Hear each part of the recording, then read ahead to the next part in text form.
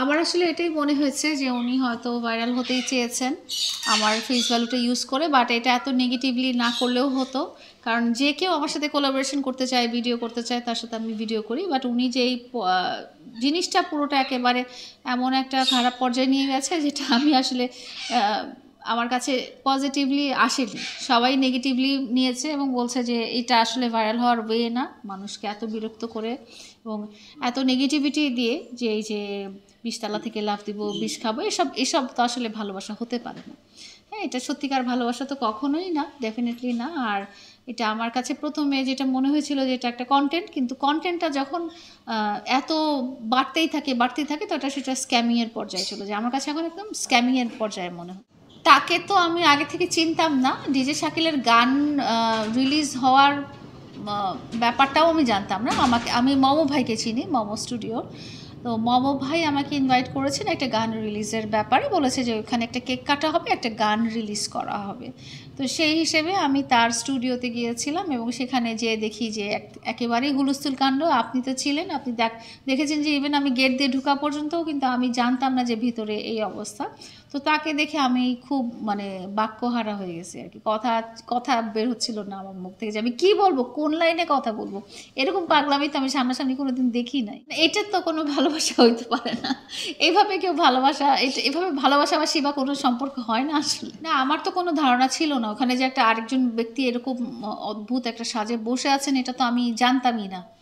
ঢোকার আগ পর্যন্ত জানতাম না। পাগলের ডাকে তো আমি সাড়া দিইনি। আমি গিয়েছি একজন মিউজিক ডিরেক্টর প্রডিউসারের গান রিলিজের ব্যাপারে, এবং উনি যে আমি এইসব প্রোগ্রামে যাই, কোনো একটা ওপেনিংয়ে যাই বা কোনো একটা প্রমোশনে যাই, তো সেটাও ওরকম একটা ব্যাপার ছিল। কিন্তু যে এই ধরনের পজিশনে আসবো এটা আমার মানে চিন্তার বাইরে, এবং পরবর্তীতে আমি যখন চিন্তা করি না, আমার না খুব আনইজি লাগে ব্যাপারটা। এটা আমি একদমই পজিটিভলি নিতে পারিনি জিনিসটা, এবং আমি ডেফিনেটলি আর কোনোদিনও ওই রকম পরিস্থিতিতে পড়তে চাই না। এবং ডেফিনেটলি আমি ওই ভদ্রলোকের সাথে যারা এতগুলো ছবি টবি লাগিয়ে ঘুরে বেড়াচ্ছে, তার সাথেও কোনো রকম ব্যক্তিগত বা প্রফেশনাল কোনো রকম কন্ট্যাক্টে যেতে আমি আর এর মধ্যে নাই। আমি মাফও চাই, দোয়াও চাই যে আমি যেন এরকম মানুষের সংস্পর্শে আশেপাশে 100 হাত দূরে থাকতে পারি। তো কোনো দরকার নাই ভাই। এই যে বললাম, আমার কাছে মনে হয়েছে এটা কন্টেন্ট এবং তা পূর্ব পরিকল্পনা অনুযায়ী উনি করেছেন। ডেফিনেটলি উনি আমাকে ভালোবাসেন না, ডেফিনেটলি আমার জন্য ওই রকম কোনো ফিলিংস ওনার নাই। এটা ওনার কন্টেন্ট একটা তৈরি করেছেন, হয়তো ভাইরাল হওয়ার জন্য, এতটুকুই আমি বলবো। আর আমার যখন নিউজ ফিডে আমি এই ভদ্রলোকের কোনো ভিডিও আসে, আমি একদম ইগনোর, ব্লক এগুলো করে দিই, আমি নিজেও দেখি না। এই কথাগুলো শুধু সেই বলেনি, এই কথাগুলো দেখা গেছে যে বেশিরভাগ মানুষই যখন বলতে যায় তখন এই কথাগুলো বলে। কিন্তু ব্যক্তিগতভাবে আমি মনে করি যে মামুনের সাথে আমার এই ব্যাপারগুলো একান্তই ব্যক্তিগত। এটা যখন তৃতীয় কোনো ব্যক্তি বলে তখন আমার কাছে খুব খারাপ লাগে, আমি সেটা অ্যাকসেপ্ট করতে পারি না। মামুনকে বকা দেওয়ার, গালি দেওয়ার, যা ইচ্ছা তাই বলা, সেটার রাইট শুধু আমারই থাকবে। আমি চাই না যে আমার ব্যাপার নিয়ে অন্য কেউ মামুনকে ছোট করুক। আমি চাই না যে অন্য কোনো মানুষের কাছে অন্য কোনো মানুষ দ্বারা মামুন ছোট হোক, এবং সেখানে যখন কেউ মামুনকে ছোট করতে চায় তখন আমি পরবর্তীতে এই ব্যাপারটা খুব ইজিলি নেই না। পরবর্তীতে আমি বলি যে এটা ঠিক হয়নি, মামুনকে অন্য কেউ ছোট করতে পারবে না, কারণ মামুন ওদের সাথে কারোর সাথে কোনো খারাপ কিছু করেনি।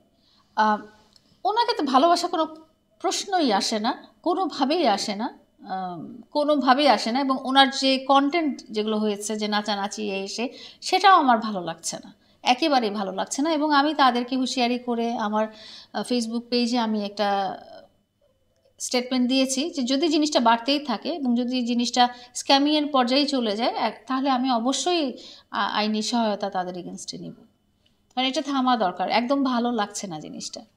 উনি যেভাবে বলছে, জিনিসটা যেভাবে প্রেজেন্ট করছে, অবশ্যই তো একটা মানহানি হচ্ছে, অবশ্যই মানহানি হচ্ছে। যদিও আমি প্রথম দিন যখন আমি হঠাৎ করে অবাক হয়ে গিয়েছিলাম যে এটা কী ধরনের জিনিস, তো আমি বুঝে উঠতে পারিনি যে আমি কোন লাইনে আমি বক্তব্যটা দেবো। কিন্তু এখন যখন দেখছি যে জিনিসটা আসলে স্ক্যামিংয়ের পর্যায়ে এত বেশি, আমার এই মানে সবাই মনে করছে আমি হয়তো আমার পেজের রিচ বাড়ানোর জন্য বা আমার ফেমের জন্য আমি টাকা পয়সা দিয়ে ছেলেটাকে এনেছি, যেটা সম্পূর্ণ মিথ্যা। আমি তো চিনিই না, আর আমি এটা মানে আমার তো দরকার নাই এই ধরনের ফেমের, আমার কোনো দরকার নাই।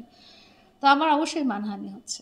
হ্যাঁ, দিন শেষে সবাই একটা সমাজে বসবাস করে এবং সবাই আমাকে জানিয়েছে যে এটা তো আসলে লায়লা তোমার সাথে যায় না, এবং আমরা আশা করি না। সবাই ভাবছে কি যে এই স্ক্রিপ্টটা হয়তো আমার এন্ড থেকেই আসছে, বাট জিনিসটা কিন্তু আমার এন্ড থেকে আসেনি। আমি এটার জাস্ট পরিস্থিতির শিকার হয়ে গেছে। মানে শূন্যস্থান পূরণ করার মতো কেউ নাই, আর মামুন যেহেতু আর কোনো দিন ফিরেও আসবে না, তো আমি ওই জায়গাটা আলাদাই করে রেখেছি। এই জায়গাটা আর কখনো কাউকে দিয়ে আমি পূরণ করব না।